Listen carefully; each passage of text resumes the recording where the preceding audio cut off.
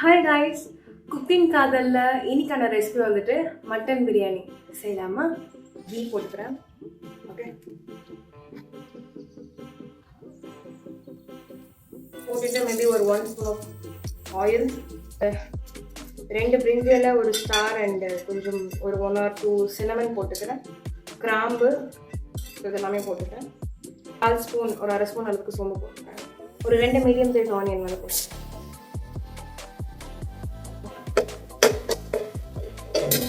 கொஞ்சமாக உப்பு போட்டுக்கலாம்.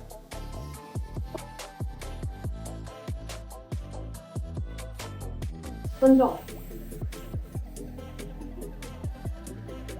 பெரிய தக்காளி ஒரு 1 தக்காளி வந்து பேஸ்ட் பண்ணி போட்டுக்கலாம். ஒரு 3 கிரீன் சில்லி போட்டுக்கிறேன். இது வந்து நீங்கள் நல்லா மேட்ச் ஆகிற அளவுக்கு நீங்கள் வதக்கணும். கிளீனாக வந்து வச்சுருக்கேன், க்ளீன் பண்ணி வச்சுருக்கேன்.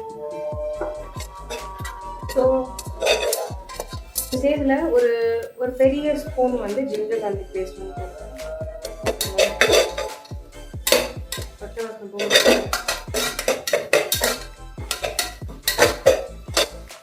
மட்டன் வந்து வச்சுருக்கேன், அதை போட்டுக்கலாம். க்ளீன் பண்ணி வச்சுருக்கேன். இதெல்லாம் போட்டுட்டு நல்லா இதை மட்டனை ஒரு 10 minutes சாட்டே பண்ணுங்க. 1/2 ஸ்பூன் அளவுக்கு சில்லி பவுடர் போட்டேன். 1 ஸ்பூன் கொஞ்சோண்டு கரம் மசாலா, மேபி இதுவுமே ஒரு 3/4 ஸ்பூன் இருக்கும். கொஞ்சமாக கர்டு, மேபி ஒரு 3 ஸ்பூன்ஸ் ஆஃப் கர்ட் இதோட போட்டு நல்லா சாட்டே பண்ணுங்கோ. ஓகே, பொடி வந்து கொஞ்சம் வச்சுக்கிறேன். இது வந்து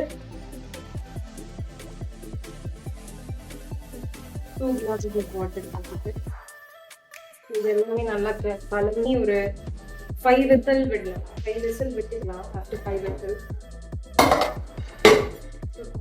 மட்டன் ஓரளவுக்கு நல்லாவே. ஸோ இந்த இதில் வந்து நான் ஊற வச்ச ஒரு பெரிய கிளாஸில் 1 கிளாஸ் அரிசி வந்து இதில் போட்டுட்டேன், பாஸ்மதி ரைஸ்.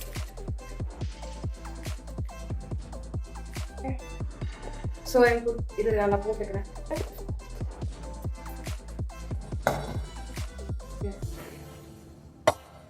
நல்லா ரைஸுமே நல்லா உடையாம நல்லா குக் ஆயிருக்கு.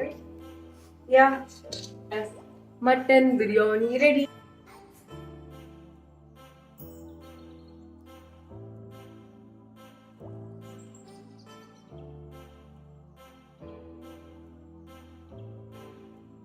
ஆக்சுவலி வந்து மட்டன் பிரியாணி வந்து ரொம்பவே யம்மியாக வந்திருக்கு. மட்டனோட ஃப்ளேவர் வந்து ரைஸில் நல்லா இறங்கியிருக்கு அண்ட் தென் நல்லா குக் ஆகிருக்கு.